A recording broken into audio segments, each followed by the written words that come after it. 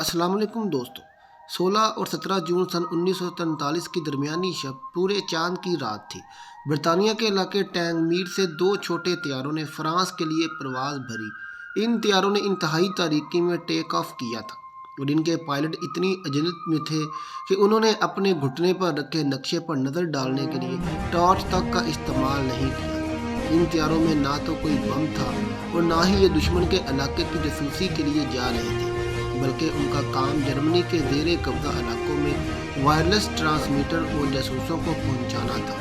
ان جاسوسوں میں سے ایک نور عنایت خان بھی تھی، جو ماسکو میں پیدا ہونے والی انڈین نژاد لڑکی تھی۔ ان طیاروں کی زیادہ سے زیادہ رفتار 212 میل فی گھنٹہ تھی۔ برطانیہ میں اپنے خفیہ ٹھکانے سے اڑان بھرنے کے بعد یہ طیارے رات کی تاریکی میں 1.5 گھنٹے کا سفر کر کے فرانس کے کھیتوں میں اتری۔ یہ طیارے اپنے ساتھ اضافی ایندھن کے ٹینک بھی لے گئے تھے، جس کی وجہ سے وہ 1150 میل طویل سفر کر سکتے تھے۔ ان طیاروں کے اوپری حصے اور پروں کو اس طرح پینٹ کیا گیا تھا کہ رات کے اندھیرے میں ان طیاروں کو دیکھنا بہت مشکل تھا۔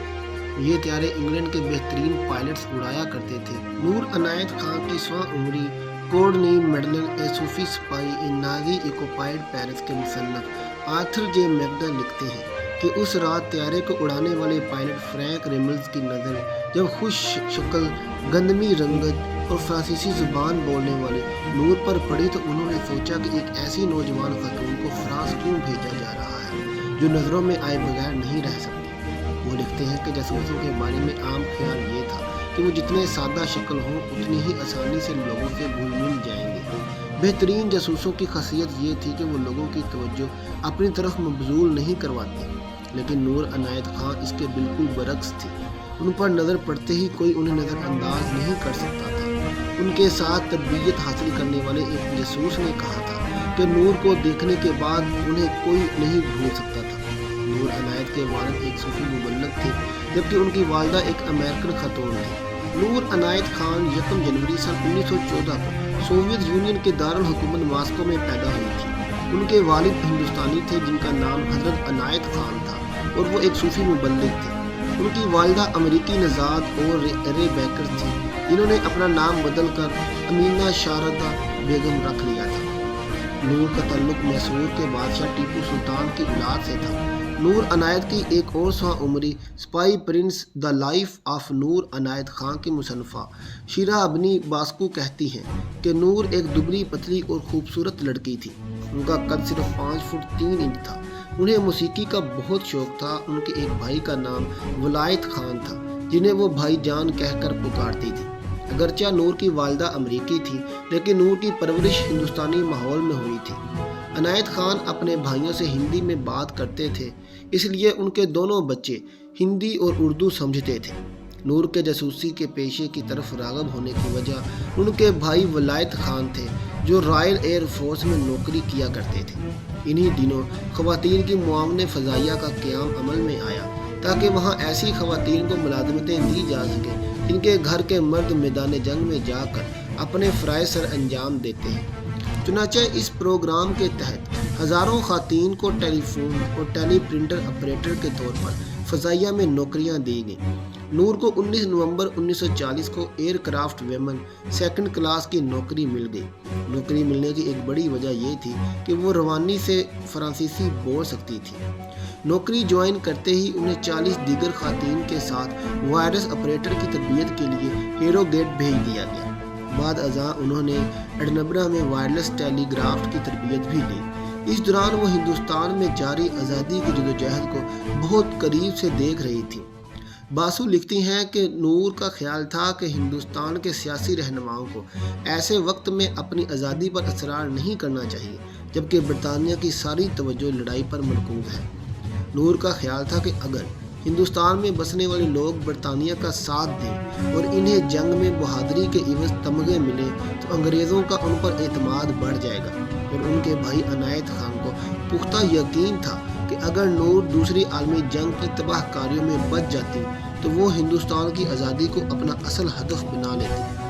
جاسوسی کا شعبہ اختیار کرنے سے قبل ایک افسر نے ان سے پوچھا تھا کہ کیا وہ ہندوستانی لیڈروں کی برطانوی حکومت کے خلاف آزادی کی جنگ میں حمایت کرتی ہیں۔ تو اس سوال کے جواب میں نور عنایت نے اس امکان کو رد نہیں کیا۔ پھر ان سے پوچھا گیا کہ کیا ان کی یہ سوچ برطانوی راج کے حلف کے خلاف نہیں ہوگی؟ تو اس کے جواب میں نور نے سلیکشن بورڈ کے افسر کو بتایا کہ جب تک جرمنی کے ساتھ لڑائی جاری رہے گی وہ برطانوی حکومت کے ساتھ اپنی وفاداری برقرار رکھیں گے، لیکن جنگ کے بعد وہ اپنی سوچ پر نظر ثانی کریں گی اور برطانیہ کے خلاف آزادی کی جدوجہد میں اپنے ملک کا ساتھ دے سکتی ہے۔ فرانس کے لیے روانہ ہونے سے قبل ایک سینئر افسر نے نور کو ایک فرانسیسی شناختی کارڈ اور ایک چھوٹا پستول ویبلی M1907 دی۔ یہ پستول 4 انچ لمبا تھا اور باہر سے واٹر گن جیسا لگتا تھا۔ آرتھر میگڈا لکھتے ہیں کہ افسر نے نور کی ہر جیب کی تلاشی لی۔ وہ ہر طرح کے لیبل، کاغذات، سگریٹ، سینما اور ٹرین ٹکٹ جیسی ہر وہ چیز ہٹا دینا چاہتی تھی جس سے یہ پتہ چلے کہ وہ لندن سے آئی ہیں۔ جاسوسی کے مشن پر روانہ کرنے سے قبل ان کے بال فرانسیسی انداز میں کاٹے گئے اور درزی سے ان کے فرانسیسی طرز کے کپڑے بھی سلوائے گئے تھے۔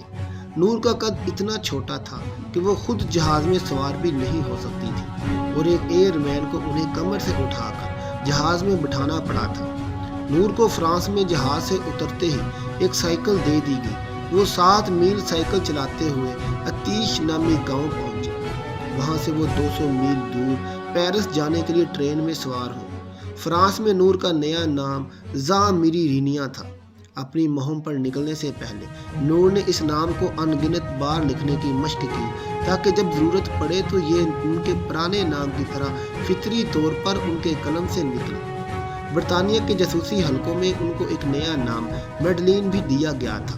نور کے فرانس پہنچنے کے چند ہی دن میں نازیوں نے نور کے نیٹ ورک کے لگ بھگ تمام جاسوس ایجنٹوں کو گرفتار کر لیا تھا۔ اگلے چند ماہ کے دوران نور فرانس میں واحد برطانوی ایجنٹ رہ گئی تھی۔ انہوں نے اپنی جان خطرے میں ڈال کر جرمن فوجیوں کے بارے میں خفیہ معلومات انگلستان بھجوائیں۔ وہ فرانسیسی ریزیڈنٹ موومنٹ کی سرگرمیوں میں مکمل خبریں بھی برطانیہ کو پہنچاتی رہیں۔ انہوں نے ان کے لیے برطانوی جاسوسوں کے قاصد کا کام بھی کیا۔ آرتھر میگڈا لکھتے ہیں کہ خفیہ سیل سینما کے لیے کام کرتے ہوئے نور ہر اتوار کو صبح 9:05 پر لندن پیغامات بھیجتی تھی۔ بدھ کو پیغامات بھیجنے کا وقت 2:10 ہوتا تھا، جبکہ لندن سے انہیں ہر روز 6 بجے اور دوپہر 1 بجے پیغامات بھیجے جاتے تھے۔ وہ اپنے فلیٹ کا دروازہ اسی وقت کھولتی تھی جب آنے والا ان سے کوڈ ورڈ میں پوچھتا، کیا میں اور ان کی بیٹی زاں میری سے مل سکتا ہوں؟ نور جب فرانس میں پہنچی تو وہ اپنا ٹرانسمیٹر اپنے ساتھ نہیں لے جا سکی۔ 21 جون کو BBC نے اپنی نشریات میں کوڈ لینگویج میں کمشنر بیکمن اسٹاک بروکر کا پیغام دیا۔ اس کا مطلب یہ تھا کہ اس رات 2 ریڈیو سیٹ اور نور کا سوٹ کیس پیراشوٹ کے ذریعے کھیتوں میں گرایا جائے گا۔ نور اس جگہ پہنچ گئی جہاں ان چیزوں کو پیراشوٹ کے ذریعے گرایا جانا تھا۔ ریڈیو سیٹ بحفاظت نیچے اتر گیا، لیکن نور کا سوٹ کیس درخت میں پھنس گیا اور ان کے کپڑے باہر نکل کر درخت کی شاخوں میں پھنس گئے۔ نور اور ان کے 2 ساتھی کسی طرح درخت پر چڑھ گئے اور وہ کپڑے ٹہنیوں سے واپس اتار کر سوٹ کیس میں رکھے گئے۔ ان کے ایک ساتھی کی غداری کی وجہ سے نور کو جرمن ایجنٹس نے پکڑ لیا۔ جس شخص نے انہیں پکڑا اس کا نام پیر کارتو تھا۔ جب انہوں نے اپنے فلیٹ کا دروازہ کھولا تو کارتو وہاں پہلے سے موجود تھا۔ شربنی باسو لکھتی ہے کہ جیسے ہی کارتو نے نور کی کلائی پکڑی انہوں نے اسے اتنی زور سے کاٹ کھایا اس کا خون بہنے لگا۔ کارتو نے انہیں صوفے پر دھکیل کر ہتھکڑی لگانے کی کوشش کی لیکن وہ نور پر قابو نہ رکھ سکے۔ آخرکار کارتو نے اپنا پستول نکالا اور نور کو دھمکی دی کہ اگر وہ اپنی پوزیشن سے ذرا بھی ہلی تو وہ ان پر گولی چلا دیں گے۔ ایک ہاتھ میں پستول پکڑے اس نے دوسرے ہاتھ سے فون نمبر ڈائل کیا اور کہا کہ مدد کے لیے مزید لوگوں کو بھیجا جائے۔ بعد میں ارنسٹ ووگٹ نے اس واقعے کی تفصیل بیان کرتے ہوئے لکھا ہے کہ جب میں وہاں پہنچا تو پیر کمرے کے سب سے دور کونے میں میڈلین کو کور کیے کھڑا تھا اور میڈلین صوفے پر شیرنی کی طرح بیٹھی تھی۔ اس کی آنکھوں سے غصہ جھلک رہا تھا اور وہ بار بار پیر کو سیلز باخ گندا جرمن کہہ کر مخاطب کر رہی تھی۔ کارتو کی کلائی سے بہت خون بہہ رہا تھا۔ پکڑے جانے کے بعد نور کو گسٹاپو جرمن خفیہ ایجنسی کے دفتر لے جایا گیا۔ انہوں نے شروع سے ہی جرمن انٹیلیجنس افسران پر واضح کر دیا کہ چاہے کچھ بھی ہو جائے وہ ایک لفظ نہیں بولیں گے۔ جب انہیں جیل بھیجا گیا تو انہوں نے عجیب و غریب درخواست کی کہ وہ نہانا چاہتی ہیں۔ جرمن ان سے بہت سے راز اگلوانا چاہتے تھے۔ اس لیے وہ فوراً راضی ہو گئے، لیکن گارڈز نے باتھ روم کا دروازہ تھوڑا سا کھلا رکھا تاکہ وہ ان پر نظر رکھ سکیں۔ شرابنی باسو لکھتی ہیں کہ لیکن نور نے وہاں بہت شور مچایا اور کہا کہ وہ مکمل غسل کرنا چاہتی ہیں اور نہیں چاہتی کہ گارڈز انہیں برہنہ دیکھیں۔ جرمن دروازہ بند کرنے پر راضی ہو گئے، مگر دروازہ بند ہوتے ہی نور باتھ روم کی کھڑکی سے چھلانگ لگا کر اس کے ساتھ والی بالکونی کی کھڑکی کے نیچے آ گئی۔ وہ کسی بلی کی مانند چل رہی تھی۔ انہوں نے بھاگنے کی کوشش میں کوئی وقت نہیں لیا۔ یہ محض اتفاق بھی تھا کہ جرمن افسر روبرٹ قریب ہی ایک بیت الخلاء میں تھے۔ وہاں اس نے کھڑکی کے باہر سے دیکھا تو یہ دیکھ کر دنگ رہ گیا کہ نور باہر گٹر کے پاس کھڑی تھی۔ وہ اسی کھڑکی کی طرف بڑھ رہی تھی جہاں وہ کھڑے تھے۔ اس نے نور کو وہاں تک آنے دیا اور پھر آہستہ سے ان سے کہا، میڈلین، بیوقوفی مت کرو، تم خود کو مار ڈالو گی۔ اپنی ماں کے بارے میں سوچو، اپنا ہاتھ میری طرف بڑھاؤ۔ ووگڈ نے ان کا کندھا پکڑا اور گھسیٹ کر نیچے لے گئے اور پھر نور کو ان کے سیل واپس پہنچا دیا گیا۔ اپنے کمرے میں جا کر نور اس طرح پکڑے جانے پر رو پڑی۔ اس نے اپنے آپ کو کوسنا شروع کیا کہ پکڑے جانے کی بجائے انہیں خودکشی کیوں نہیں کی۔ کچھ دیر بعد جب ایک گارڈ اس کے لیے کھانا لے کر آیا تو اس نے کھانا کھانے سے انکار کر دیا۔ اس نے رات کا کھانا بھی نہیں کھایا۔ نور ایک مشکل قیدی تھی۔ وہ جیل میں اکثر ہلکے بھورے رنگ کا جمپر پہنتی تھی۔ اسے ان کپڑوں میں ہی گسٹاپو کے اہلکاروں نے گرفتار کیا تھا۔ چند روز بعد اس نے جیل سے فرار ہونے کی ایک اور کوشش کی۔ وہ جیل کی چھت تک بھی پہنچ چکی تھی، لیکن یہ اس کی بدقسمتی تھی کہ اسی وقت برطانوی طیاروں نے اس علاقے پر فضائی حملہ کیا۔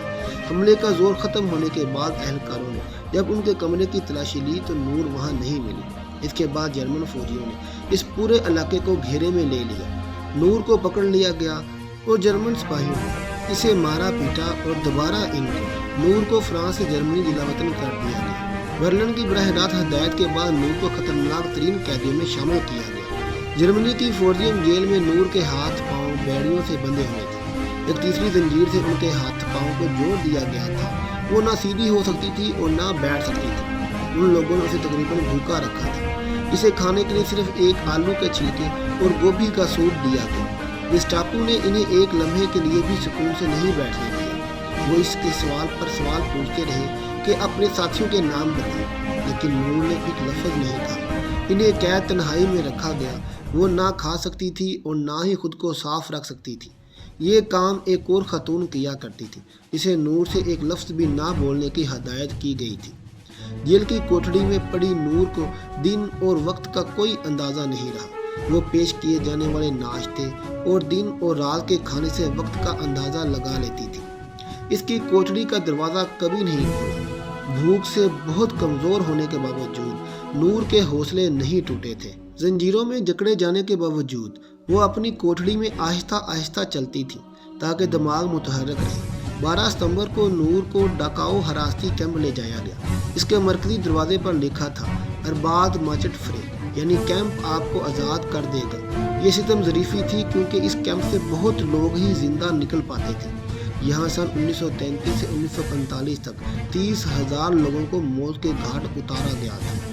اس رات نور کو بہت تشدد کا نشانہ بنایا گیا۔ شرابنی باسو کہتی ہے کہ جرمن سپاہی ان کے سیل میں گھس آئے اور انہیں مارا پیٹا۔ پھر انہوں نے نور کے سارے کپڑے اتار دیے۔ رات بھر انہوں نے ان کے جسم کے نازک حصوں کو اپنے موٹے جوتوں سے روندا۔ پھر ایک سپاہی نے انہیں گھٹنے کے بل بیٹھنے کو کہا اور اپنی پستول پوائنٹ بلینک رینج سے ان کے سر کے پچھلے حصے پر گولی چلا دی۔ نور عنایت خان کے مرنے سے پہلے آخری الفاظ لبرتے تھے، اس کا مطلب آزادی تھا۔ اس وقت ان کی عمر صرف 30 سال تھی۔ اس کے بعد ان کی لاش کو کھینچ کر بھٹی میں پھینک دیا گیا۔ چند منٹ بعد اینی شاہدین نے بھٹی کی چمنیوں سے دھواں اٹھتے دیکھا۔ انگلینڈ میں اس رات ان کی والدہ اور بھائی کو ایک ہی خواب آیا، جس میں انہوں نے دیکھا کہ نور یونیفارم پہنے کھڑی تھی اور ان کے چاروں طرف نیلی روشنی تھی اور وہ انہیں بتا رہی تھی کہ اب وہ آزاد ہیں۔ نور کو سن 1949 میں برطانیہ کا سب سے بڑا اعزاز جارج کراس دیا گیا۔ فرانس نے انہیں اپنے اعلیٰ ترین شہری اعزاز سے نوازا۔ فرانسیسی حکومت نے پیرس میں ان کے گھر فضل منزل کے باہر تختی لگوائی۔ ہر سال باسٹیل ڈے پر ایک فرانسیسی فوجی بیٹ ان کے اعزاز میں ایک دھن بجاتا ہے۔ 8 نومبر 2012 کو لندن کے گارڈن اسکواڈ گارڈن میں برطانیہ کی شہزادی این نے ان کے کانسی کے مجسمے کی نقاب کشائی کی۔ سن 2014 میں برطانیہ کی رائل میل نے نور عنایت خان کے اعزاز میں ڈاک ٹکٹ بھی جاری کیا۔ محترم ناظرین، یہ تھی ہماری آج کی ویڈیو۔ آپ کو کیسی لگی کمنٹ باکس میں ضرور بتائیے گا۔ اللہ حافظ۔